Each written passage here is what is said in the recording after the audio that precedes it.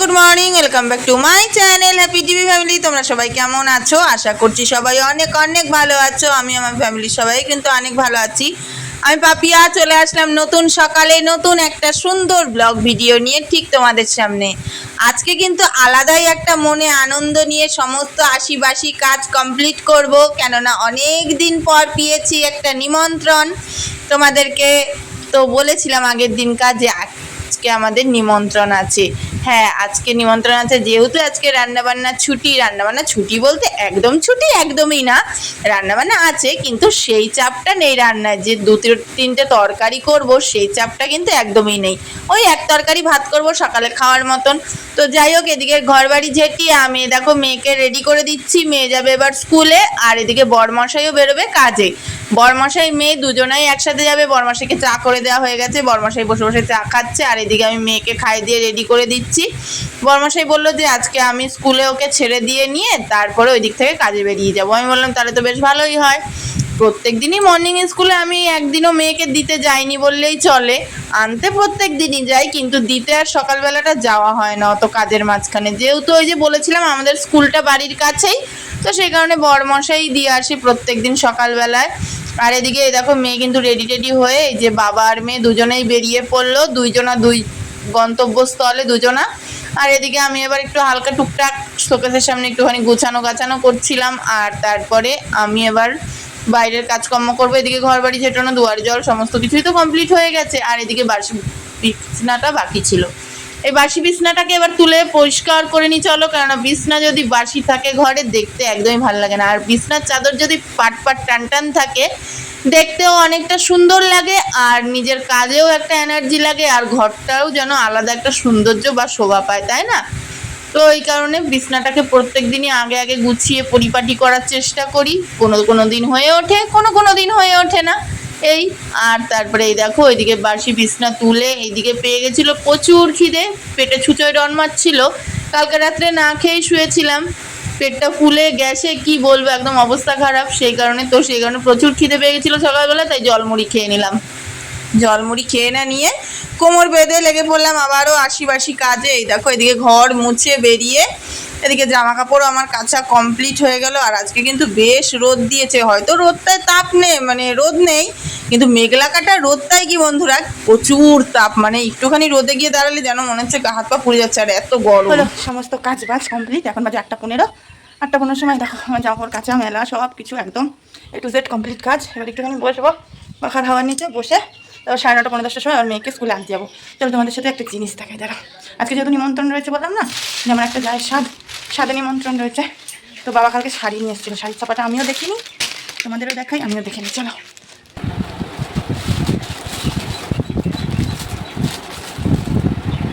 সুন্দরী ছাপাটা, হ্যাঁ না? ছাপাটা বেশ ভালোই লাগবে, লাল ফর্সা সুন্দরী।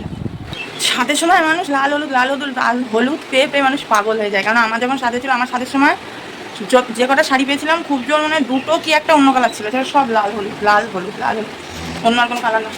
আমি এই নতুন নাইটি একটা কিনে এনেছি। নাইটিটা এখন বসে বসে ফিটিংস করবো বলতে হাতে লাগাবো নাইটিটা। চলো পাখার নিচে একটু বসে বসে হাতে লাগিয়ে নিয়ে একটু পরে আসছি, সাথে থাকো। মনেই ছিল না আরও সকালে বার করে রাখলে ভালো হতো। আমার নেই নিমন্ত্রণ আছে, কিন্তু আমার বরমশাই তো যাবে না, বরমশাইয়ের জন্য তো আমার রান্না করতেই লাগবে। একেবারে রাত্রে যদি মাছটা ঢাল দিয়ে রাখি, তাতে করে রাত্রেবেলা আমার তরকারি ঝামেলা যেতে হবে না। মাছটা ফ্রিজে ছিল তো, চলো জল দেওয়া থাক, একটু পরে ভালো করে পরিষ্কার করে ধুয়ে নিয়ে নুন হলুদ মাখিয়ে রাখবো। থাকুক এখন। এইদিকে মেয়ে স্কুল থেকে বাড়িতে নিয়ে চলে আসলাম, এই দেখো। আর এদিকে কিন্তু বেশ রোদের তাপ আছে, কিন্তু রোদ নেই। রোদের তাপ আছে তো রোদ নেই। তো যাই হোক, এদিকে আমার মেয়ের অবস্থা দেখো, ঘেমে নিয়ে একেবারে একাকার অবস্থা।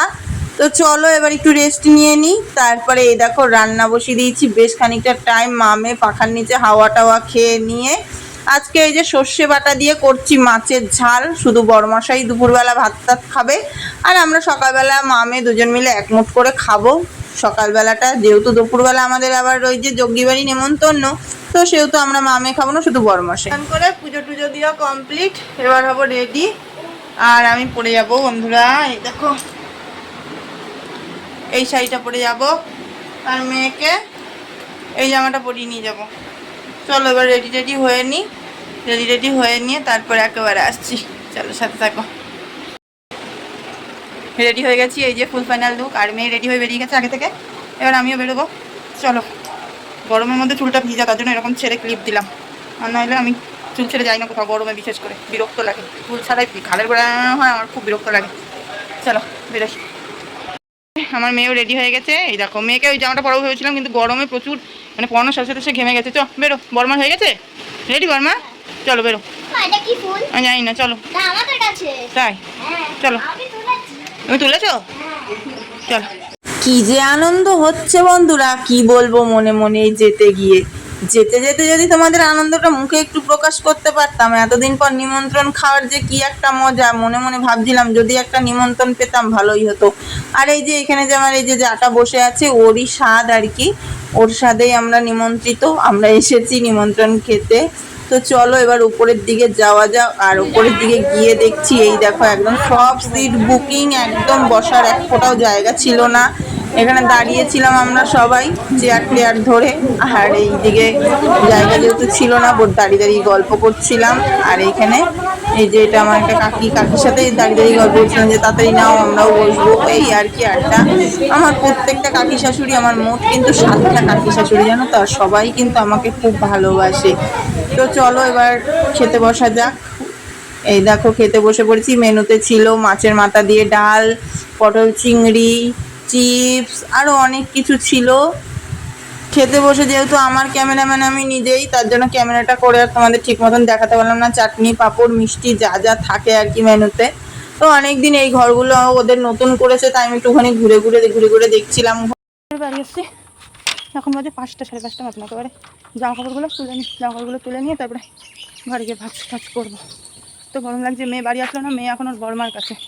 বাবা জামাগুলো ধুয়ে দিয়েছে, মেয়ে ওর বর্মার কাছে। বর্মা গেলো একটুখানি পাড়ার দিকে গল্প করতে, মেয়েরও বায় না বর্মার সাথে যাবে, তাই মেয়েও গেলো। আর আমি এবার একটু ঘর বাড়িতে ঝাঁটি নিয়ে পাখা নিচে একটু বসবো। প্রচুর গরম লাগছে, এত গরম, বাপরে বাপ, মানা যায় না। চলো বন্ধুরা, ঘর বাড়িতে ঝেঁটিয়ে পাখা নিচে বসি, তারপরে আসছি।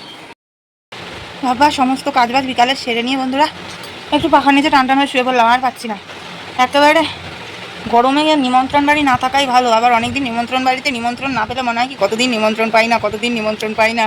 আবার এই গরমে নিমন্ত্রণ খেয়ে আসলে আর শরীর মনে হচ্ছে কি আর বয় নাই। জামাকাপড়গুলো তুললাম, তোমরা তো দেখলে, জামাকাপড়গুলো এখন ভাঁজ করে নিই, চেয়ারের উপর রয়েছে, জামাকাপড়গুলো ভাঁজ করবো একটু পরে, একটু বসে রেস্ট নিয়ে নিই। তারপরে এই ঘরটা ঝেঁটোলাম, 2-3টে রিলস করলাম। রিলস করতে গিয়ে আমার আরও গরমে নাজেহাল অবস্থা হয়ে গেছি জানো। এই গরমে রিলস করতে গিয়ে আমি একেবারে নাজেহাল অবস্থা হয়ে গেছি। মেয়ে এখনও বাড়ি আসেনি, এখন বাজে কটা জানো? এখন তোমার বাজতে যায় 6:47 বাজে, মানে 6টা বাজে 10 মিনিটই ধরো, 3 মিনিট বেশি। তো মেয়ে আসুক, এবার একটু চোখে বলছি চোখটা বন্ধ করে পাখার নিচে চুপচাপ শুয়ে থাকবো, তারপরে কথা।